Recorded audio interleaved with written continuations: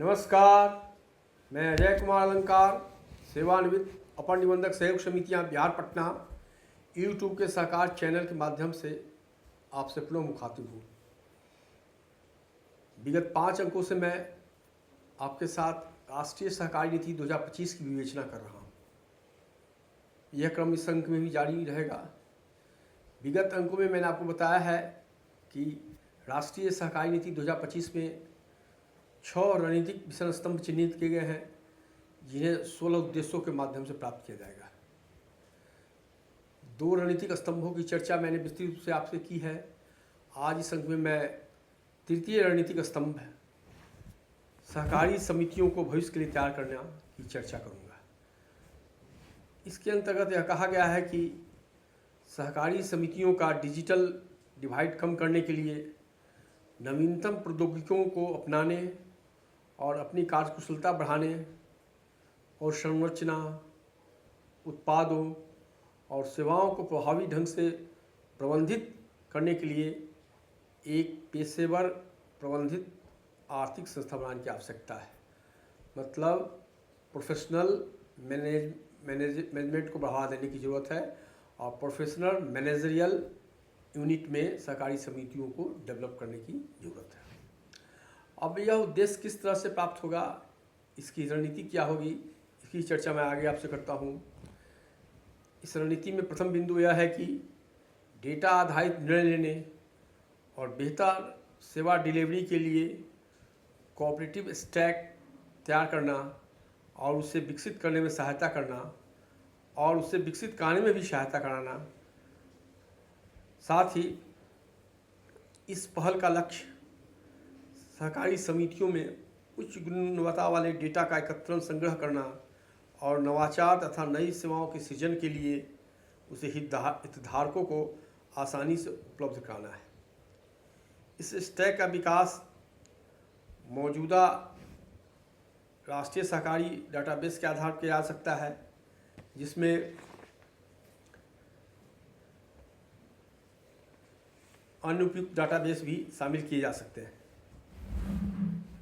तथा वर्तमान में विकासाधीन कृषि स्टैक के साथ इसका एकीकरण किया जा सकता है, जो अन्य बातों के अलावा कृषि मंत्रालय के डेटाबेस के साथ सहकारी बैंकों के डेटाबेस का एकीकरण करके ब्याज अनुदान की रियल टाइम रिलीज में सुविधा प्रदान करेगा। सहकारी डाटाबेस को कृषि मंत्रालय के डाटाबेस से एकीकृत करने और फिर सहकारी बैंकों के डाटा के साथ उसका समन्वय करके ब्याज अनुदान इंटरेस्ट सबवेंशन की रियल टाइम रिलीज सही समय पर रिलीज करने की सुविधा उपलब्ध कराया है। आगे कहता है कि विभिन्न स्तरों और क्षेत्रों की सहकारी समितियों के तकनीकी उन्नयन में सक्रिय सहयोग के लिए राष्ट्रीय सेक्टोरल परिसंघों को प्रोत्साहित करना। राष्ट्रीय परिसंघों को भी भूमिका देता है तकनीकी उन्नयन में।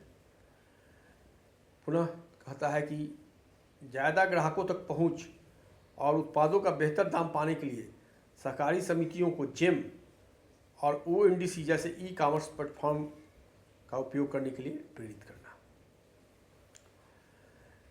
एक अन्य बिंदु जो दर्शाया गया है वह है सहकारी समितियों को सहकारी सिद्धांतों पर आधारित पेशेवर प्रबंधित आर्थिक इकाई में रूपांतरित करना। और इसके उद्देश्य प्राप्ति की जो रणनीतियाँ हैं उसकी चर्चा मैं कर रहा हूँ।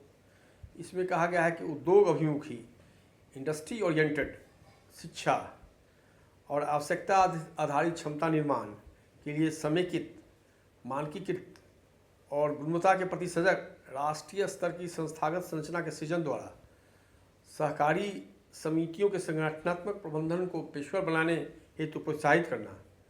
इसे एक शीर्ष संगठन की स्थापना द्वारा प्राप्त किया जा सकता है, जो राष्ट्रीय स्तर के निकाय के रूप में कार्य करते हुए संबद्धता द्वारा सहकारी क्षेत्र की मौजूदा शिक्षा प्रशिक्षण संस्थानों केंद्रों के अखिल भारतीय नेटवर्क का सृजन करेगा और शिक्षकों की नियुक्ति, प्रवेश मानदंड, अध्ययन सूची, पाठ्यक्रम, परीक्षा इत्यादि को विनियमित करेगा। यहाँ पर मैं त्रिभुवन सहकारी विश्वविद्यालय की चर्चा आपसे करना चाहूँगा, जिसको संसद के अधिनियम द्वारा कार्यरूप दिया गया है और उसने कार्य करना भी आरंभ कर दिया है। भारत सरकार ने उसके विकास के लिए 500 करोड़ का राशि भी आवंटित की है। फिर मैं आगे बढ़ता हूँ। सहकारी क्षेत्र के लिए युवा और योग्य श्रम बल के स्थायी और पर्याप्त आपूर्ति सुनिश्चित करेगा यह शीर्ष संस्थान। कौशल संबंधी पाठ्यक्रमों के संचालन के लिए मौजूदा कौशल विकास केंद्रों संस्थानों के साथ अक्षुत रूप से तालमेल बैठाएगा।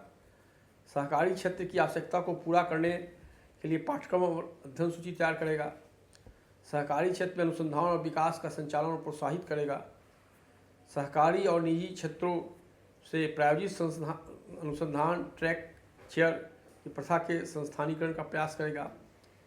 सहकारी क्षेत्रों में केंद्रित और गुणवत्तापूर्ण शिक्षा, इंक्यूबेशन और अनुसंधान के लिए उत्कृष्टता केंद्रों का विकास करेगा।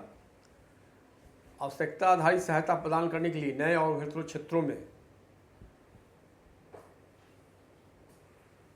सोशल इंटरप्राइज इंक्यूबेटर्स को प्रोत्साहित करेगा। उच्च शैक्षणिक संस्थानों में सहकारिता केंद्रित पाठ्यक्रमों को प्रोत्साहित करना भी उसका एक उद्देश्य होगा। सहकारी शिक्षा,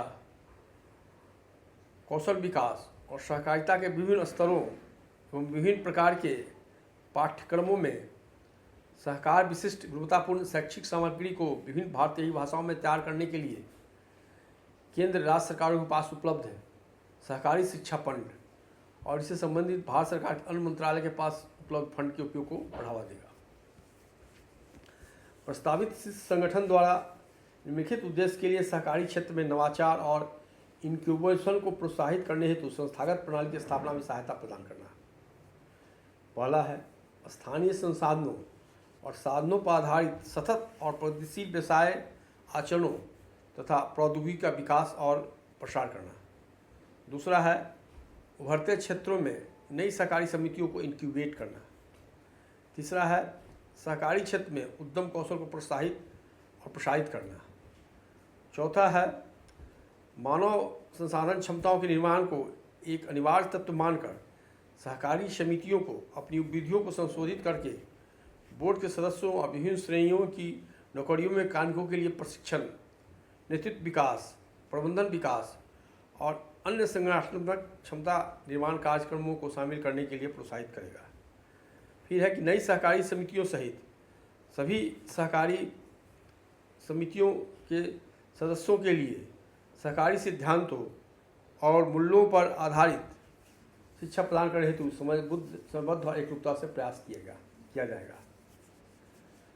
साथ ही ख्याति प्राप्त विश्वविद्यालयों, महाविद्यालयों के शोधकर्ताओं एवं विद्वानों को सहकारिता के महत्वपूर्ण क्षेत्रों में डॉक्टरेट और पोस्ट डॉक्टरेट के दौरान अनुसंधान करने में सहायता प्रदान करने के लिए राज्य सहकारी समितियों, परिसंघों को अनुसंधान फेलोशिप स्थापित करने के लिए प्रोत्साहित करेगा।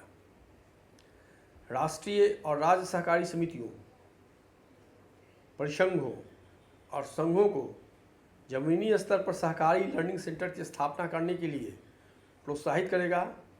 इन केंद्रों की बेहतर उपयोगिता सुनिश्चित करने के लिए इनमें क्षमता निर्माण और एक्सटेंशन कार्यकलापों के लिए स्थानीय भाषा का प्रयोग किया जाना चाहिए। आगे है कि सदस्य सहकारी समितियों के प्रदर्शन का आकलन करने के लिए परिसंघों को मुख्य प्रदर्शन सूचकांक विकसित करने के लिए प्रोत्साहित करना। सहकारी समितियों की ताकत की पहचान के लिए सेक्टरल रेटिंग का विकास किया जा सकता है।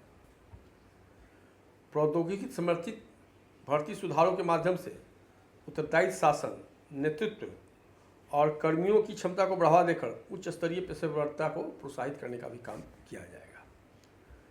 तो जो राजनीतिक स्तंभ 3 था उसकी मैंने चर्चा की। मैं आपसे विदा लेता हूँ। अगले अंक में मैं रणनीतिक स्तंभ 4 की चर्चा करूँगा। मैं आपसे आग्रह करता हूँ कि मेरे चैनल को लाइक करें, शेयर करें और सब्सक्राइब करें। धन्यवाद।